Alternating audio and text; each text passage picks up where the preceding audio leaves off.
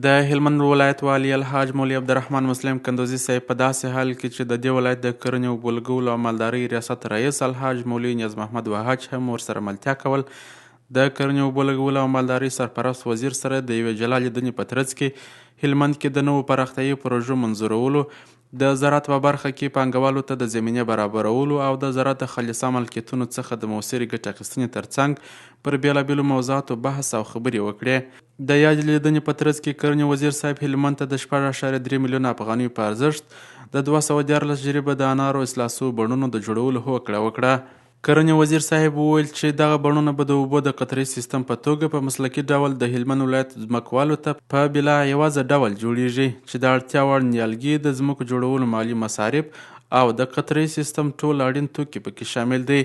په همدې موخه د کرنې، اوبو لګولو او مالدارۍ وزارت مقام په محوطه کې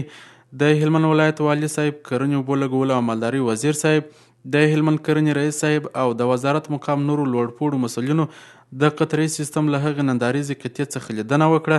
چې په همدې نمونې به په هلمند ولایت کې دغه بڼونه ورغول سي. باید وویل سي چې د هلمند والي صاحب هلمند ته د انکشافي پروژو د منظورۍ په برخه کې د کرنې له وزیر صاحب سره مفصلې خبرې وکړې چې ښاغلي وزیر صاحب ورته په یاده برخه کې د لا زیاتې همکاري او پاملرنې ډاډ ورکړ.